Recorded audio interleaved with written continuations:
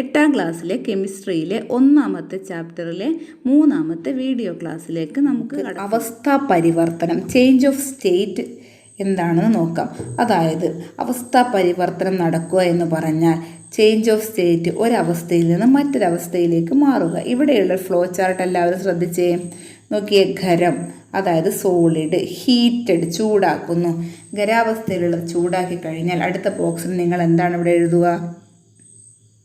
ഖരാവസ്ഥയിലുള്ള ചൂടാക്കി കഴിഞ്ഞാൽ ഇവിടെ എന്താണ് എഴുതുക? ദ്രാവകം അല്ലെങ്കിൽ ലിക്വിഡ്. ലിക്വിഡ് നമ്മൾ എന്താക്കി കഴിഞ്ഞാലാണ് ഗ്യാസ് ആയിട്ട് മാറുക? അപ്പോൾ നിങ്ങൾ മുകളിൽ എഴുതുക ചൂടാക്കുന്നു. നമ്മളവിടെ എന്താ എഴുതുക? ഹീറ്റഡ്. ഹീറ്റ് ചെയ്ത് കഴിഞ്ഞാൽ അപ്പോൾ സോളിഡ് സ്റ്റേറ്റിലുള്ള സംഭവം ഹീറ്റ് ചെയ്ത് കഴിഞ്ഞാൽ ലിക്വിഡ് ആകുന്നു. ലിക്വിഡ് ഹീറ്റ് ചെയ്ത് കഴിഞ്ഞാൽ നമ്മൾ വീണ്ടും എന്തായി മാറുന്നു? ഗ്യാസായിട്ട് മാറുന്നു. അതുപോലെ തന്നെ ഗ്യാസ് എന്ത് ചെയ്യുന്നുണ്ട്? കൂളായി കഴിഞ്ഞാൽ കൂൾഡ് ചെയ്ത് തണുപ്പിച്ച് കഴിഞ്ഞാൽ അത് വീണ്ടും ദ്രാവകമായിട്ട് ലിക്വിഡായിട്ട് മാറുന്നു. ലിക്വിഡ് വീണ്ടും തണുപ്പിച്ച് കഴിഞ്ഞാൽ എന്തായി മാറുന്നു? സോളിഡ് ആവുന്നു. ദ്രാവകം വീണ്ടും തണുപ്പിച്ച് കഴിഞ്ഞാൽ ഖരാവസ്ഥയിലേക്ക് മാറുന്നു. ഇവിടെ അവസ്ഥാ പരിവർത്തനത്തിന് കാരണമായ ഊർജ്ജം ഏതാണ്? ഹീറ്റാണ് അല്ലേ? താപമാണ്. അതായത് which form of energy is responsible for the change of state here? ഇവിടെ ഏതാണ്? ഹീറ്റാണ്. ഇനി നമ്മൾ ചിത്രത്തിലേക്ക് നോക്കുക. എല്ലാവരും ചിത്രത്തിലേക്ക് നോക്കൂ. ഇവിടെ നമ്മൾ നേരത്തെ പറഞ്ഞ ഖരം, ദ്രാവകം, വാതകം, സോളിഡ്, ലിക്വിഡ്, ഗ്യാഷ്യസ് സ്റ്റേറ്റ്. ഇവിടെ നോക്കിയേ, what are the changes that happen to the following properties when heat is absorbed? Heat is absorb. Heat നമ്മൾ അതായത് എന്ത് ചെയ്യുമ്പോൾ താപം ആഗിരണം ചെയ്യുമ്പോൾ, അതായത് ഹീറ്റ് അബ്സോർബ് ചെയ്യുമ്പോൾ ഈ അവസ്ഥകളിലുള്ള കണികകൾക്ക് അല്ലെങ്കിൽ പാർട്ടിക്കിൾസിന് എന്ത് മാറ്റമാണ് ഉണ്ടാകുന്നത്? Energy of particles. നിങ്ങൾ നോക്കിയേ, സോളിഡ് സ്റ്റേറ്റിലുള്ളവയ്ക്ക് നമ്മൾ കൂടുതൽ ഹീറ്റ് കൊടുത്തു കഴിഞ്ഞാൽ അപ്പോൾ അതിന് എനർജി എന്ത് ചെയ്യും? പാർട്ടിക്കിൾസിൻ്റെ എനർജി എന്ത് ചെയ്യുന്നു? ഇൻക്രീസസ്. എനർജി കൂടുന്നു. കണികളുടെ ഊർജം കൂടുന്നു. ഇനി നോക്കി, കണികകൾ തമ്മിലുള്ള അകലം. ഖരാവസ്ഥയിലുള്ള അതായത് സോളിഡ് സ്റ്റേറ്റിലുള്ളവയ്ക്ക് നമ്മൾ ഹീറ്റ് ചെയ്ത് കഴിഞ്ഞാൽ ചൂടാക്കി കഴിഞ്ഞാൽ അത് ദ്രാവകമായിട്ട് മാറുന്നു, ലിക്വിഡ് സ്റ്റേറ്റിലേക്ക് മാറുന്നു. അപ്പോൾ ഡിസ്റ്റൻസ് ബിറ്റ്വീൻ പാർട്ടിക്കിൾസ് നിങ്ങൾ നോക്കുക, ലിക്വിഡിൽ എങ്ങനെയാണ്, ദ്രാവകാവസ്ഥയിൽ എങ്ങനെയാണ്, പാർട്ടിക്കിൾസിൽ കണികകൾ തമ്മിലുള്ള അകലം എങ്ങനെയാണ്? കുറച്ചുകൂടെ കൂടുതലല്ലേ? അതായത് ഖരത്തെ അപേക്ഷിച്ച് സോളിഡ് സ്റ്റേറ്റിനെ അപേക്ഷിച്ച് ലിക്വിഡ് സ്റ്റേറ്റിന് എന്ത് കൂടുതലാണ്? ഡിസ്റ്റൻസ് ബിറ്റ്വീൻ പാർട്ടിക്കിൾസ് ഇൻക്രീസസ് ആണ്, കൂടുതലാണ്, കുറച്ചുകൂടി അകലം കൂടുതലാണ്. അപ്പോൾ നമ്മളവിടെ എഴുതുന്നു കൂടുന്നു, ഇൻക്രീസസ്. ഇനി കണികകൾ തമ്മിലുള്ള ആകർഷണം. അപ്പോൾ നമ്മൾ ഖരാവസ്ഥയിലുള്ളത് സോളിഡ് സ്റ്റേറ്റിലുള്ളത് ലിക്വിഡ് സ്റ്റേറ്റിലേക്ക് മാറുമ്പോൾ അട്രാക്ഷൻ ബിറ്റ്വീൻ പാർട്ടിക്കിൾസ്. അപ്പോൾ അതായത് കണികകൾ തമ്മിലുള്ള ആകർഷണം എന്നത് ഖരാവസ്ഥയിൽ കണികളൊക്കെ വളരെ ക്ലോസ് ടു ഈച്ച് അതറാണ്, വളരെ വളരെ അടുത്താണ് സ്ഥിതി ചെയ്യുന്നത്. അതിന് നമ്മൾ ഹീറ്റ് നൽകി അത് ദ്രാവകാവസ്ഥയിലേക്ക് മാറുമ്പോൾ, ലിക്വിഡ് സ്റ്റേറ്റിലേക്ക് മാറുമ്പോൾ എന്താ സംഭവിച്ചിരിക്കുന്നത്? കണികൾ തമ്മിലുള്ള ആകർഷണം കുറയുന്നു. കുറച്ചും കൂടെ കണികൾ പാർട്ടിക്കിൾസൊക്കെ കുറച്ച് വിട്ടാണ് നിൽക്കുന്നത് അല്ലേ?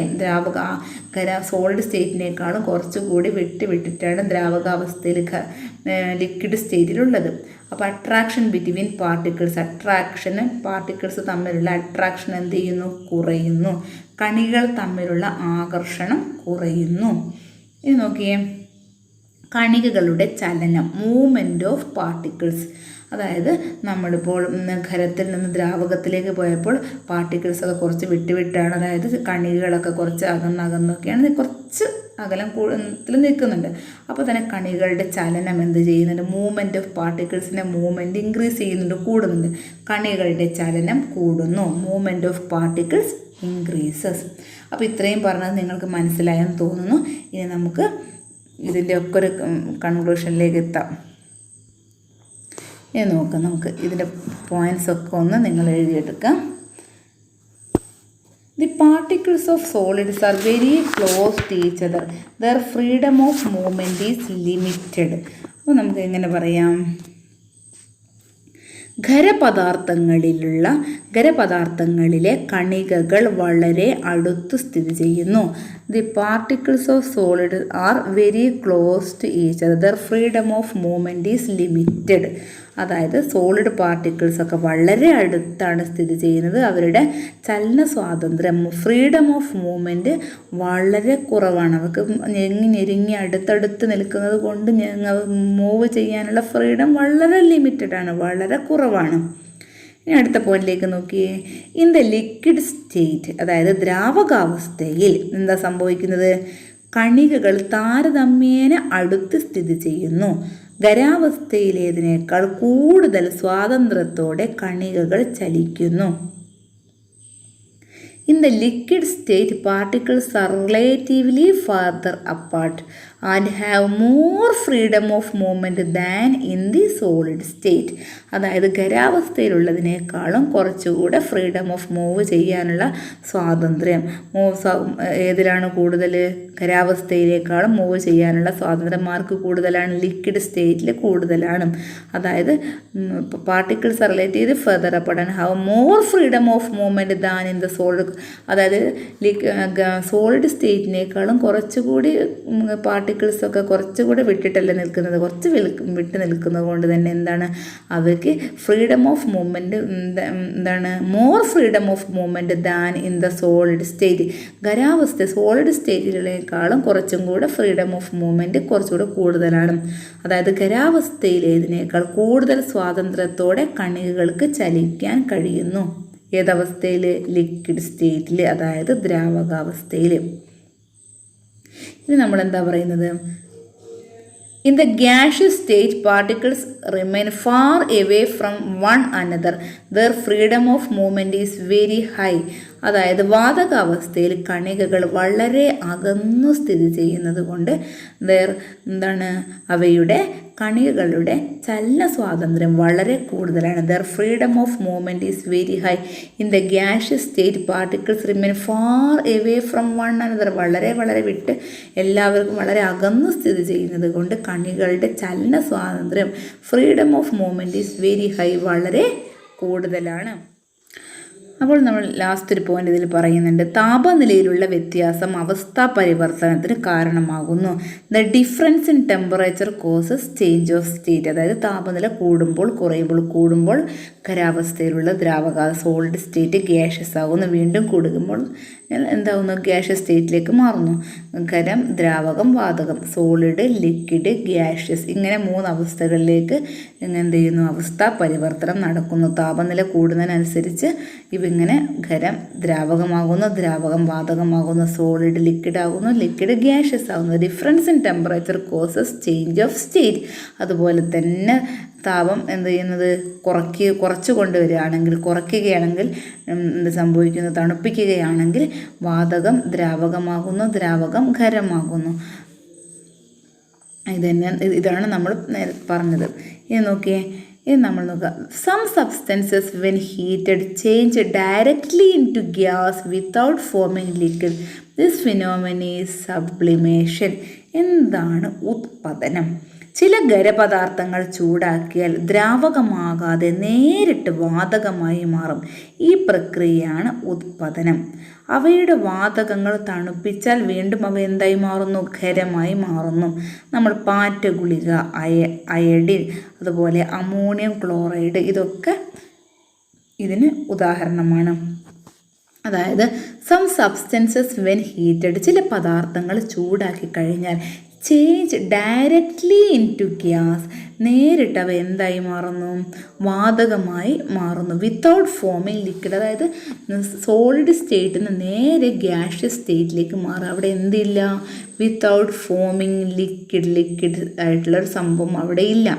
This phenomenon is sublimation. ചില ഖരപദാർത്ഥങ്ങൾ ചൂടാക്കിയാൽ ദ്രാവകമാകാതെ നേരിട്ട് വാതകമായി മാറുന്നു. ഈ പ്രക്രിയയാണ് ഉത്പതനം. നോക്കിയേ, directly when vapors of these substances are cooled, they change directly into solid form. അവയുടെ വാതകമായി മാറിക്കഴിഞ്ഞാൽ വാതകം എടുത്ത് നമ്മൾ തണുപ്പിക്കുകയാണെങ്കിൽ വീണ്ടും അവ എന്താ? ഖരമായി മാറുന്നു. when the vapors of these substances are cooled, നമ്മൾ തണുപ്പിക്കുക, ഇവയുടെ വേപ്പർ എടുത്ത് നമ്മൾ തണുപ്പിക്കുകയാണെങ്കിൽ they change directly into solid form, വീണ്ടും സോളിഡ് ഫോമിലേക്ക് മാറുന്നു. ഈ പ്രോസസ്സിനെയാണ് നമ്മൾ എന്ത് പറയുക, സബ്ലിമേഷൻ. അതിന് എക്സാമ്പിൾ ഏതൊക്കെയാണ്? Naphthalene and iodine. നാഫ്തലിൻ ഉണ്ട്, ആ നാഫ്തലിൻ ഉണ്ട്, അയഡിന്, ദെൻ അമോണിയം ക്ലോറൈഡ്. ഇതൊക്കെ എക്സാമ്പിളാണ്. നമ്മൾ പറയുന്ന പാറ്റ ഗുളിക എന്നൊക്കെ പറയുന്നില്ലേ, കർപ്പൂരം എന്നൊക്കെ പറയുന്നത്, കാംഫർ, ഇതെല്ലാം കർപ്പൂരം, കാംഫർ, നാഫ്തലിൻ, പാറ്റ ഗുളിക, ഇതൊക്കെ ഈ അയഡിൻ എന്നൊക്കെ പറയുന്ന സംഭവങ്ങളൊക്കെ എന്തിനുദാഹരണമാണ്? സബ്ലിമേഷൻ പ്രോസസ്സ് നടക്കുന്നവയ്ക്ക് എക്സാമ്പിൾസ് ആണ്. ഇവിടെ ഒരു പിക്ചർ കൊടുത്തിട്ടുണ്ട്. എല്ലാവരും ചിത്രത്തിലേക്ക് ഒന്ന് നോക്കൂ. ലിക്വിഡ് നോക്കിയേ, കണ്ടൻസേഷൻ ലിക്വിഡ് കണ്ടൻസേഷൻ, വേപ്പറൈസേഷനൊക്കെ നോക്കാം. ദ്രാവകാവസ്ഥയിലുള്ളത് ബാഷ്പീകരണം നടത്തി കഴിഞ്ഞാൽ എന്തായി മാറുന്നു? ഗ്യാഷ്യസ് സ്റ്റേറ്റ്, ഗ്യാസിലേക്ക് മാറുന്നു. അപ്പോൾ സോളിഡിന് തുടങ്ങും അല്ലേ, സോളിഡിന് തുടങ്ങാം. സോളിഡ് ലിക്വിഫാക്ഷൻ നടത്തി കഴിഞ്ഞാൽ ലിക്വിഡായിട്ട് മാറുന്നു. അതായത് ഖരാവസ്ഥയിലുള്ളത് ദ്രവീകരണം നടത്തി കഴിയുമ്പോൾ ദ്രാവകാവസ്ഥയിലേക്ക് മാറുന്നു. അതായത് സോളിഡ് ലിക്വിഡായിട്ട് മാറുന്ന പ്രോസസ്സിന് പറയുന്ന പേരാണ് ലിക്വിഫാക്ഷൻ. അതായത് ഖരം ദ്രാവകമായി മാറുന്ന പ്രവർത്തനമാണ് ദ്രവീകരണം. അത് തിരിച്ചും നമുക്കത് തന്നെ പറയാം.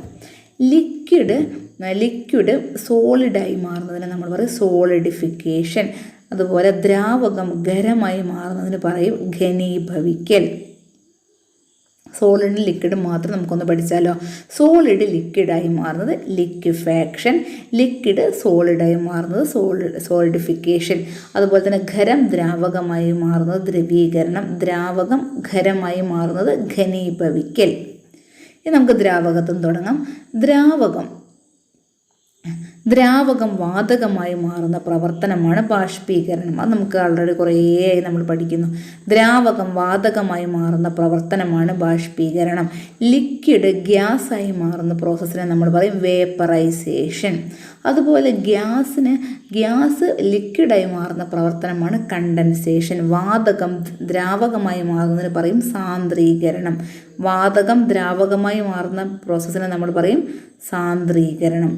ഗ്യാസ് ലിക്വിഡായിട്ട് മാറുന്നത് കണ്ടൻസേഷൻ. നിങ്ങൾ ടെക്സ്റ്റ് ബുക്ക് എടുക്കുക, ടെക്സ്റ്റ് ബുക്ക് നോക്കി നിൽക്കുക. അപ്പോൾ നമുക്ക് ടെക്സ്റ്റിൽ നന്നായിട്ട് ഇത് കൊടുത്തിട്ടുണ്ട്. എന്നിട്ട് ഇതൊന്ന് നിങ്ങൾ ടെക്സ്റ്റ് ബുക്കിലൊന്ന് വരച്ച് വെക്കുക കേട്ടോ. ഇതിൻ്റെ ഇതുപോലെ ആരോ മാർക്കൊക്കെ കൊടുത്ത് നിങ്ങൾ വരച്ച് വെക്കുക.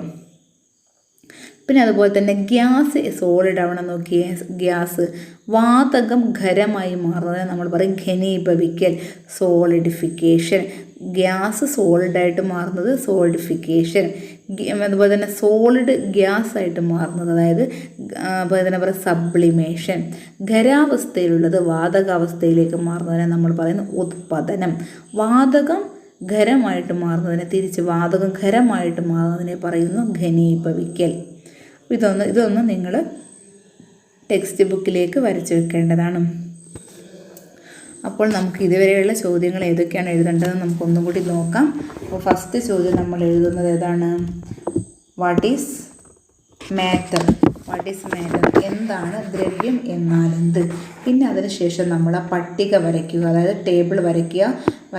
അതായത് ഖരം, ദ്രാവകം, വാതകം, സോളിഡ്, ലിക്വിഡ്, ഗ്യാസ് എന്ന് പറഞ്ഞിട്ട് ഒരു ടേബിൾ കൊടുത്തിട്ടുണ്ട്. Has mass, has permanent shape എന്നൊക്കെ ഉള്ളൊരു ടേബിളില്ലേ, ആ ടേബിൾ നിങ്ങളൊന്ന് വരച്ചിട്ട് നിങ്ങൾ അതൊക്കെ ഒന്ന് ഇൻറ്റു മാർക്ക് ചെയ്യുക.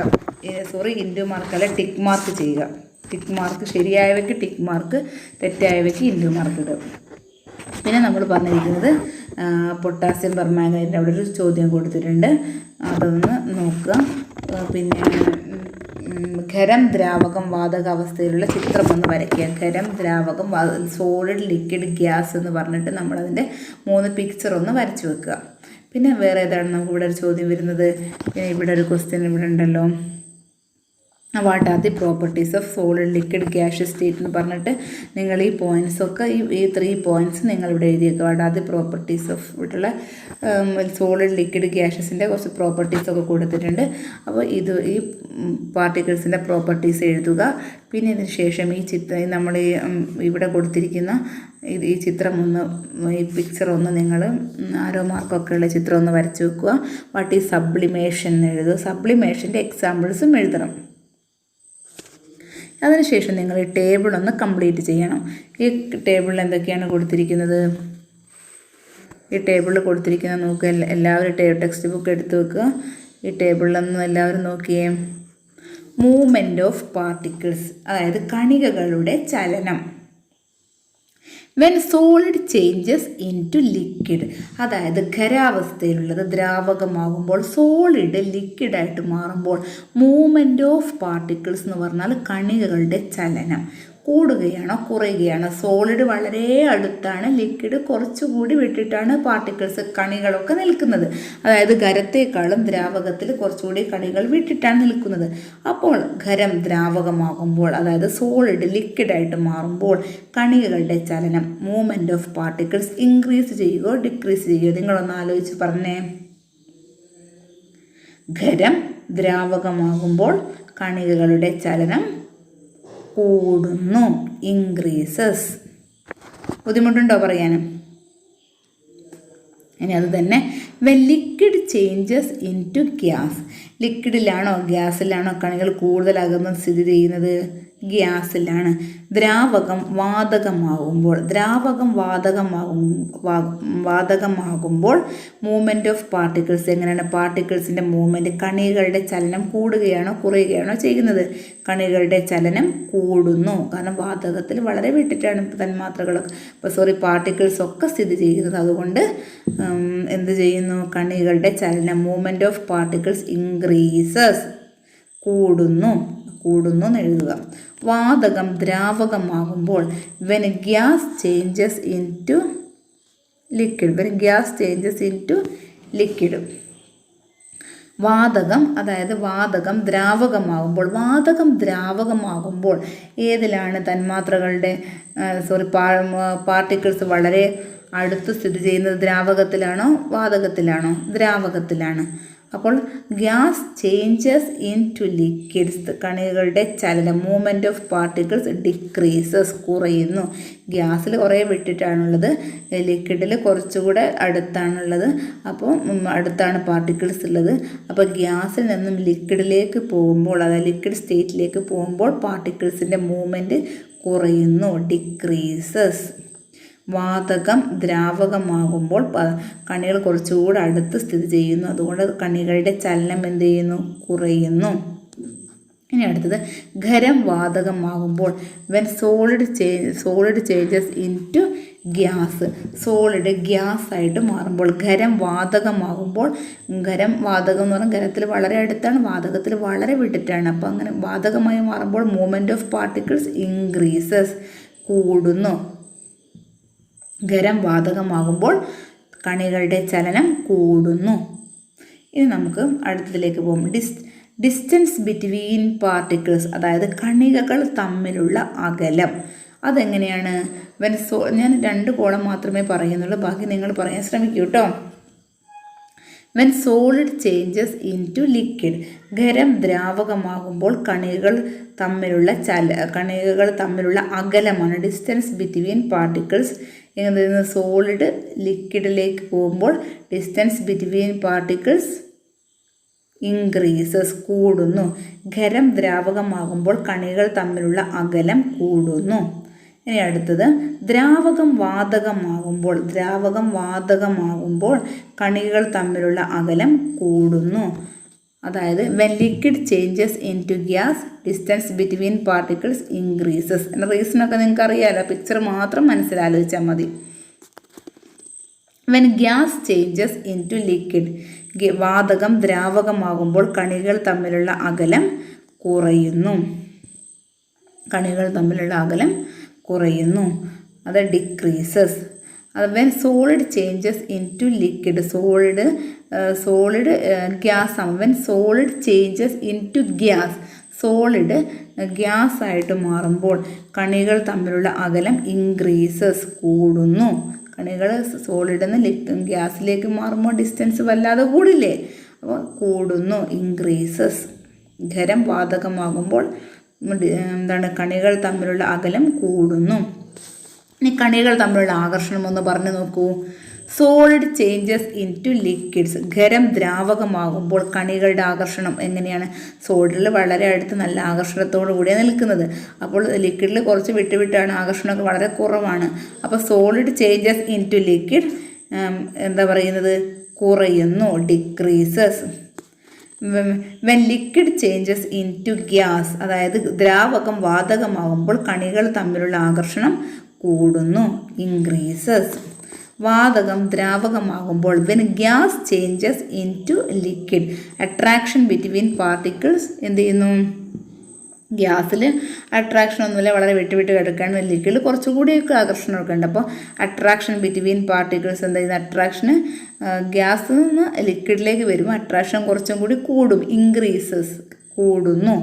ഖരം വാതകമാകുമ്പോൾ അട്രാക്ഷൻ ബിറ്റ്വീൻ പാർട്ടിക്കിൾസ്, വാതകത്തിൽ വളരെ വിട്ടാണ് നിൽക്കുന്നത്. അതുകൊണ്ട് തന്നെ അട്രാക്ഷൻ ബിറ്റ്വീൻ പാർട്ടിക്കിൾസ് ഡിക്രീസസ്, കുറയുന്നു. ഇനി കണികകളുടെ ഊർജം.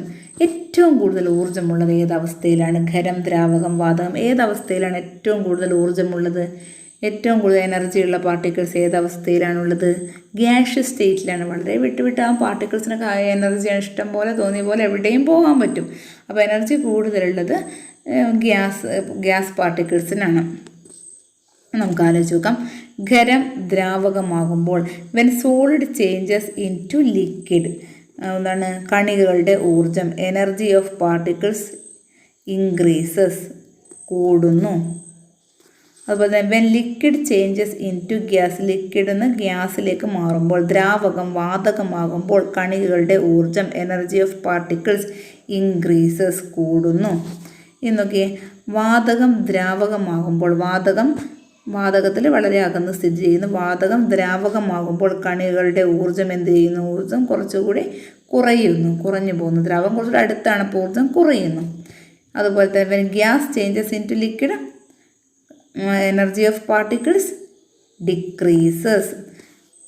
Energy of when solid changes into liquid, സോളിഡിൽ നിന്ന് ഗ്യാസിലേക്ക് മാറുമ്പോൾ എന്താ സംഭവിക്കുന്നത്? എനർജി ഓഫ് പാർട്ടിക്കിൾസിൻ്റെ എനർജി സോളിഡിൽ വളരെ അടുത്തടുത്താണ്, ഗ്യാസിലേക്ക് മാറുമ്പോൾ എനർജി ഓഫ് പാർട്ടിക്കിൾസ് ഇൻക്രീസ്. ടേബിളൊക്കെ നിങ്ങളെല്ലാവരും ഫില്ല് ചെയ്യുക. എന്നിട്ട് എല്ലാ ക്വസ്റ്റ്യനും ആൻസറും എല്ലാം എഴുതി വെക്കുക. മാറ്റർ തുടങ്ങിയിട്ട് ഇവിടെ ഈ ടേബിൾ വരെയുള്ള എല്ലാ ചോദ്യവും ഉത്തരവും എല്ലാം എഴുതുക. ഇനി അടുത്ത ക്ലാസ്സിൽ നമുക്ക് ഡിഫ്യൂഷൻ, പദാർത്ഥങ്ങളുടെ വ്യാപനത്തെ പറ്റിയും ബാക്കിയുള്ള ഭാഗങ്ങൾ നമുക്ക് പഠിക്കാം.